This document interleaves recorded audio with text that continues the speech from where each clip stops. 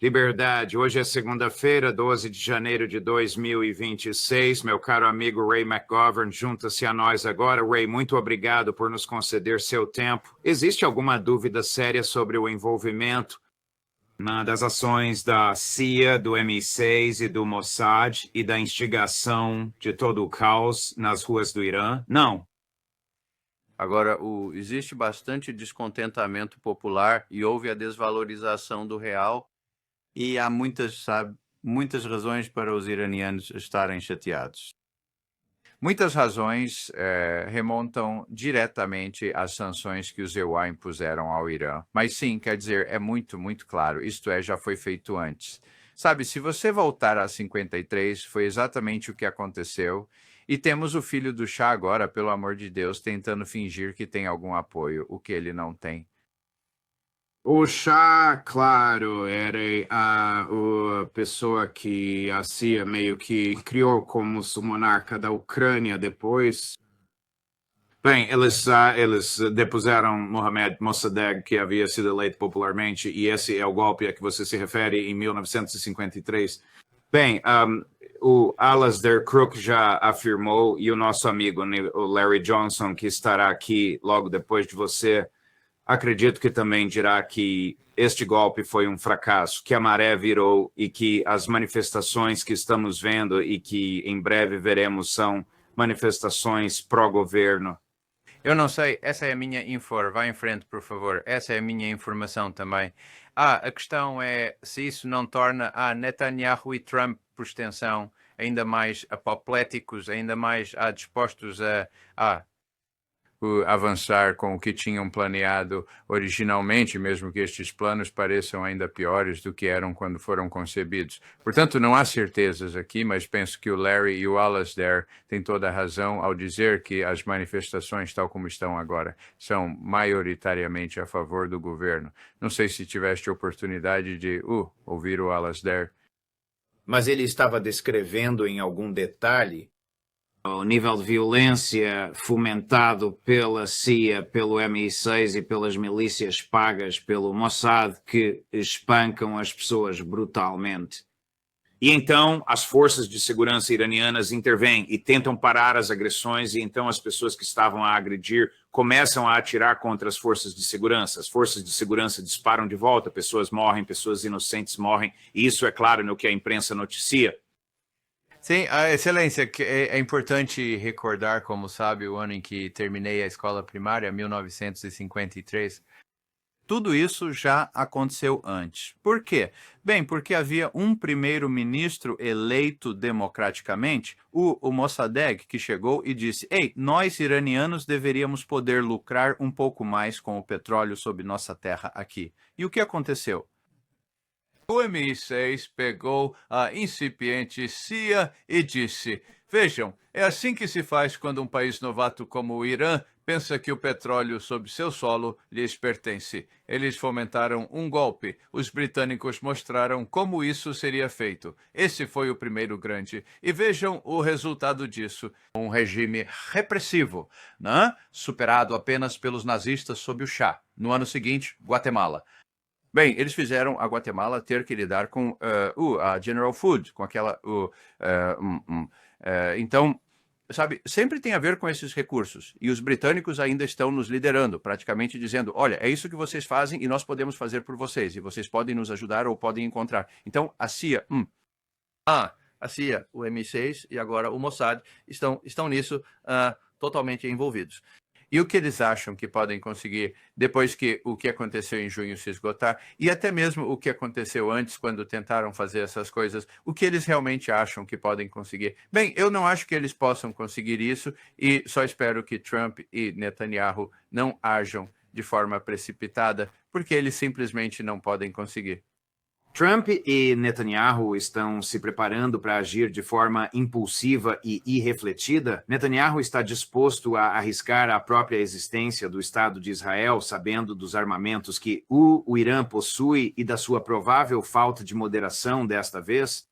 Bem, o senhor sabe o que eu tenho dito, juiz. Mas temos que sempre lembrar que o senhor está me pedindo para prever o imprevisível, não é mesmo? Isso mesmo, aquilo que é tão volátil. Então, tudo tão valioso para o programa, Ray.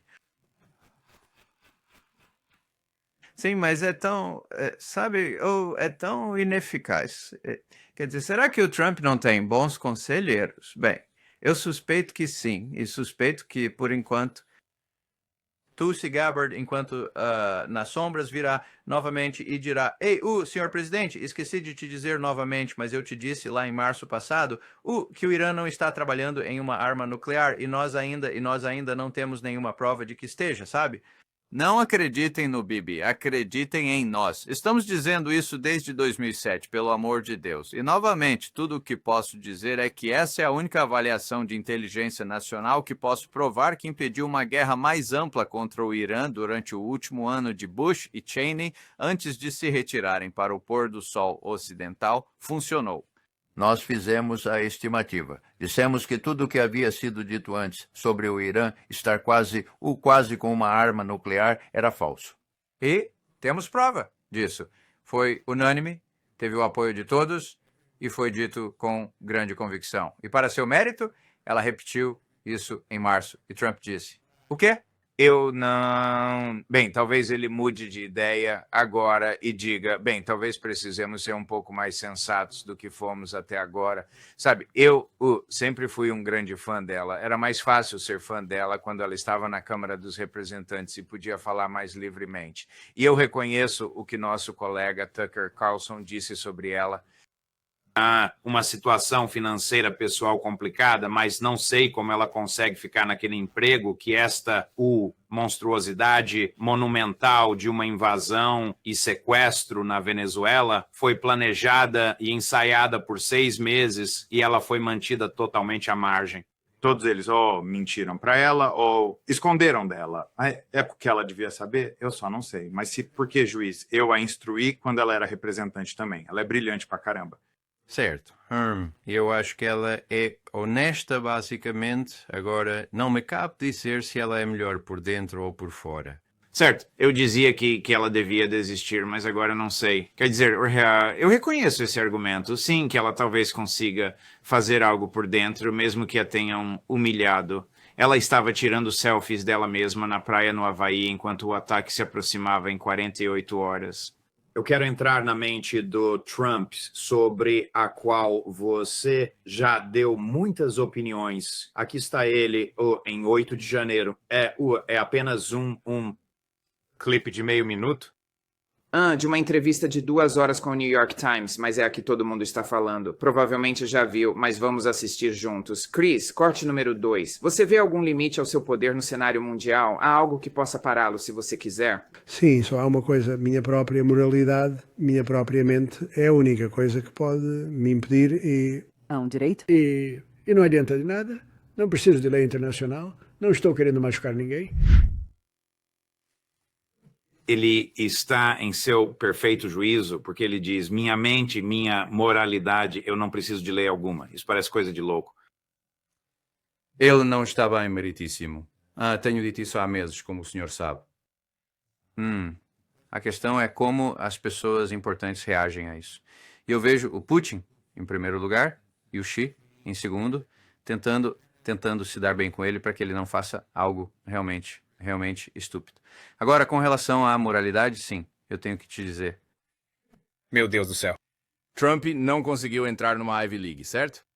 Bem, ele simplesmente não conseguiu por mais dinheiro que o tio dele lhes desse, certo? Então ele foi para Fordham, minha alma mater. Em Fordham, naqueles dias, ele estava alguns anos atrás de mim. Acredite ou não, teologia moral, também conhecida como ética, era uma disciplina obrigatória no 2º ano. Então ele fez aquele curso. Agora, os advogados dele proibiram, sob pena de processos judiciais muito caros. Michael Cohen foi quem fez isso. Ele disse a Fordham e à Universidade da Pensilvânia, onde Trump foi finalmente admitido por um amigo dele do Queens, que era o chefe de admissões, certo? Ok, eles finalmente os intimidaram. Não. Sob pena de processos, não divulguem essas transcrições. Eu adoraria saber o que os jesuítas deram a Donald J. Trump, que nota lhe deram em teologia moral? Ele reprovou, tá? Agora, teologia moral é algo realmente importante. Você não pode ter a sua própria moralidade, pelo amor de Deus. O que mais me incomoda, Excelência, como provavelmente já sabe, é que a Fordham não se pronuncia, sabe? Eles não vão dizer, bem, eles não precisam divulgar as notas. Eles não deveriam fazer uma coisa dessas, mas eles poderiam dizer, olha, as pessoas precisam entender que o Trump disse é a moralidade dele, não é a moralidade de Fordham ou aquilo que nós apresentamos como a nossa moralidade. Por que eles não fazem isso? Estão com medo. E o silêncio, esse cone de silêncio que impede qualquer reação, Mesmo nas universidades, e não menos nas igrejas, de impedir que se diga, olha, isto não é, isto não é. Sob qualquer perspectiva moral, cristã, islâmica, ou da teologia abraâmica, né? Não é moral ter a sua própria teologia moral para desconsiderar o direito internacional, ignorar a sua lei doméstica e desrespeitar os princípios fundamentais da moralidade, como o genocídio e a fome forçada. Eles não vão se manifestar. E é isso que mais me incomoda. A solução aqui, ou a conclusão inevitável, Excelência, cabe a nós, não é? Sim, é isso. Cabe a nós, os fiéis, falarmos abertamente. Isso já aconteceu antes. Você tem escrito muito e com paixão sobre a necessidade de todos falarem, mas quero te mostrar outro trecho. Este é Anthony Scaramucci, que já foi um dos conselheiros mais próximos de Trump. Isto não é muito lisonjeiro, mas é fascinante. Chris, corte o número 7. Miller e Trump são fascistas. Ok, vamos apenas estipular isso. E eles não estão sendo controlados pelo Congresso do ZEUA, que tem muito medo dele e é intimidado por ele. E esses são os fatos, mas... E ele foi eleito democraticamente e ele é, bem, assim como Hitler. Hitler subiu ao poder em 30 de janeiro de 1933 como chanceler da Alemanha, eleito democraticamente. Então, o que sabemos sobre... E a propósito, pensem no que Trump está fazendo com 6 de janeiro. Certo, a reescrita da história já se passaram 5 anos. Ele está reescrevendo e é isso que os fascistas classicamente fariam. Mas ouça, se ele perder as eleições de meio de mandato, ele disse algo ontem à noite que ele sabe que será empichado, porque ele tem uma questão com a cláusula de emolumentos. Ele quebrou a cons não lucrar com a presidência. Sim, ele quebrou a Constituição, ele fez uma série de coisas que vão causar muitos problemas para ele. Então, seus telespectadores sabem que ele é um fascista, e eu sei que ele é um fascista. E a questão é, vocês vão pará-lo ou não? E se vocês deixarem mais 3 anos passarem com esse comportamento fascista, teremos vai ser um problema. Nosso amigo Ron Unz, que publica o Unz Report, afirma que a doutrina Trump eles têm, nós queremos, nós pegamos. É uma doutrina e tanto, não é? Scaramucci lembrava um pouco o pai do Hicks, não lembrava? Quer dizer, ele tinha o mesmo tipo de... Quer dizer, meu Deus, sabe? Bem, de qualquer das formas. Sim. Você sabe, a moralidade, você sabe. Deixe-me apenas me aprofundar nisso um pouco mais. O ano em que entrei na Fordham College, Albert Camus ganhou o prêmio Nobel, ok? E por que ele ganhou? Bem, porque ele se manifestou abertamente durante a Segunda Guerra Mundial, quando mais ninguém o fez, especialmente a igreja e os dominicanos neste pequeno monastério em Latour, França, pediram-lhe para vir. Ei, diga-nos como você achava que a igreja agiu durante a Segunda Guerra Mundial. E o que Camus disse foi, olha, eu, um ateu, eu esperei por uma voz de Roma, mas nenhuma voz chegou. E então eu perguntei e me disseram, sim, houve uma voz sim. Ela vem, na verdade, na forma de uma encíclica. E então eu, Albert, perguntei, o quê? Podem me explicar o que é uma encíclica? E eles me explicaram. Ele disse, bem, olhe, o que realmente precisa acontecer é que a voz tem que ser clara, tem que sair para que qualquer pessoa simples possa entender e tem que condenar o que está acontecendo. Agora, foi isso que ele disse a esses dominicanos. É isso que, sabe, o que eu digo que é necessário. E, sabe, isso é o meio que... Sabe, eu só quero citar isso porque ele diz, olha... O que o mundo espera das pessoas da tradição abraâmica é que elas falem em voz alta e de forma clara, que elas expressem a sua condenação de tal maneira que nunca, jamais uma dúvida, nem a mais ínfima dúvida possa surgir no coração da pessoa mais simples que elas se afastem de abstração e confrontar a face ensanguentada que a história tem assumido nos dias de hoje. Estamos no mesmo ponto e, pelo que eu pude observar, aquilo que procuramos como liderança moral foi completamente afogado em chavões e abstrações e dizemos, a guerra é realmente má, a tortura é realmente má. Você deveria o quê? Que princípio moral poderia ter justificado a invasão da Venezuela e o sequestro do presidente Maduro e de sua esposa? A propósito, eles quebraram 3 costelas dela durante o processo de sequestro. Tenho certeza de que não foi intencional, mas quem pode saber? Mas que princípio moral existia ali? Que juízo de valor foi feito? Bem, juiz, quando o senhor afirma que eu tenho a minha própria moralidade, todo o resto se torna supérfluo. Não existem quaisquer princípios. A força é que faz o direito. Eu tenho um secretário muito bonito, secretário da guerra, repare, e ele tem um queixo grosso, tipo Tracy, e é muito, muito duro. E podemos fazer isto no nosso próprio quintal. Poderíamos fazer isso em casa, tal se estabelecermos uma linha e tivermos tropas suficientes para fazê-lo, e eles me obedecerão cegamente. Eles são submissos e tenho os generais lá que farão a minha vontade, então eu poderia fazê-lo. Essa é a minha moralidade. Os israelenses ainda estão matando pessoas em Gaza? Claro. Sim, a matança nunca parou de verdade, apenas diminuiu em escala. Agora estão nisso de novo e com seus tanques, pelo amor de Deus. E sabe, essa é a mais profunda das indignidades, o crime mais hediondo, genocídio, fome forçada. Nós demos um prêmio a Tony Aguilar, na última quarta-feira, e foi ele quem denunciou que esses novos locais de distribuição de ajuda, de alimentos que foram reduzidos de 100 para apenas 4, foram orquestrados como verdadeiros campos de tiro. E quando as pessoas vinham buscar comida, muitas delas foram baleadas, certo? Ele voltou e testemunhou sobre isso. Eu disse, como você conseguiu tirar aquelas imagens de Israel? Eles estavam no seu encalço? Ele disse, bem, sabe, Ray, quando você está nas forças especiais, você sabe como fazer essas coisas. Sim, deu um certo trabalho, mas eu consegui tirá-las e as mostrei a membros do Congresso. E o que aconteceu no Congresso? Me prenderam com Yossi Gilbo, um capitão do exército que também se opôs e saiu após 17 anos de serviço por causa de Gaza. O que está acontecendo na Síria? É o governo sírio. Estão massacrando os curdos com o auxílio dos turcos? E o que Israel tem a ganhar com isso acontecendo? Juiz, agora estou sendo muito questionado. Não sei. É uma confusão tão grande. Alistair, talvez o Larry ou este possam te esclarecer sobre isso. Eu simplesmente não sei. Bem,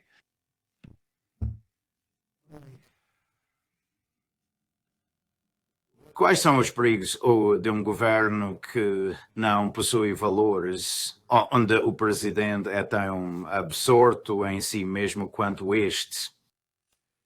Bem, sabe, Excelência, realmente depende se Putin e Xi são cautelosos, se são perspicazes o bastante para o agradar, para que ele não faça nada realmente estúpido, como em termos estratégicos.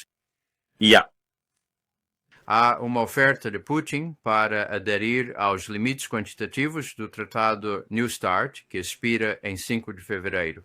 Isso é menos de 4 semanas a partir de agora, certo? Não houve nenhuma resposta oficial dos Estados Unidos. Essa, meus amigos, é a verdadeira prova de fogo.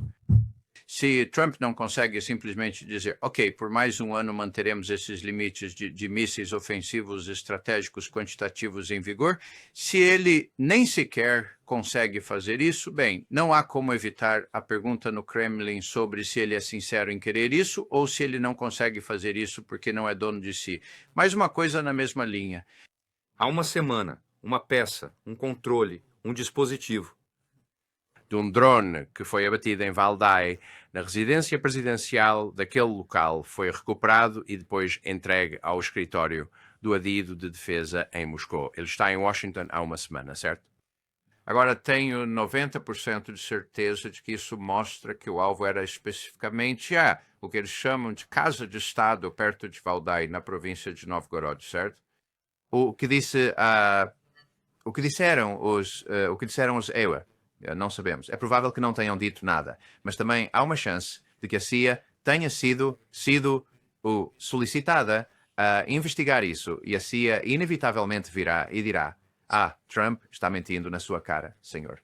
Trump. Isso não mostra absolutamente nada disso. Se a reação dos Estados Unidos for silêncio, Ou, não, você está mentindo, Putin, sabe? Todas as apostas estão canceladas. Isso seria o golpe fatal para essas tentativas incipientes de reaproximação com a Rússia. A salvação é que no mesmíssimo dia desses ataques com os drones, 91 deles, naquele mesmo dia, Lavrov, o ministro das Relações Exteriores, disse: olha, isso não vai atrapalhar nossas tentativas de ter um relacionamento decente e continuar a conversar com os Estados Unidos. Nada do que os russos disseram em nível oficial negou isso, ou sequer lançou qualquer dúvida sobre isso. Então, mais uma vez, eu sou daqueles que veem o copo meio cheio. Acredito que os russos estão a acenar com a perspectiva de continuar a tentar construir um relacionamento decente, mas se eles derem ou não uma resposta a esta questão, a esta renovação das limitações do New START, e se eles não se pronunciarem sobre isso, este mecanismo de controle que lhes foi dado, o Putin e os seus terão que tirar as suas próprias conclusões. E penso que dirão, bem, sabe, quer se acredite ou não no Trump que ele gosta disso, e nós dissemos que acreditamos nele. Bem, ele não pode fazer isso porque não é dono de si. Temos de tirar as implicações necessárias disso. Está pronto para um toque de humor? A chefe do Ministério das Relações Exteriores, bem, a porta-voz, Maria Zakharova, que o senhor já conheceu, juiz, ela respondeu a observação do secretário de Relações Exteriores britânico, o Healy, sobre, sim, se pegarmos o Putin, o prendermos e o levarmos a julgamento por crimes de guerra. O que Maria Zakharova disse há apenas 2 horas. Bem, o que ela disse foi isto.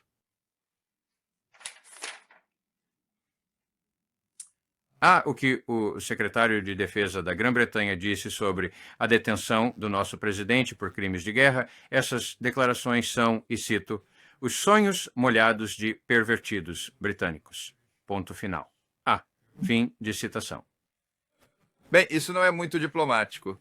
Quer dizer, ela é um osso duro de roer. Mas eles estão até aqui com o MI6 e até aqui com o Dennis Healy, certo? Bem, eles estão até aqui com o Trump, teremos que ver. Isso vai se desenrolar nas próximas semanas. Ray, muito obrigado. Eu ia passar um clipe do Netanyahu, mas vamos guardar para a próxima vez. E vamos terminar com essa nota. Obrigado, meu caro amigo. Esperamos vê-lo novamente.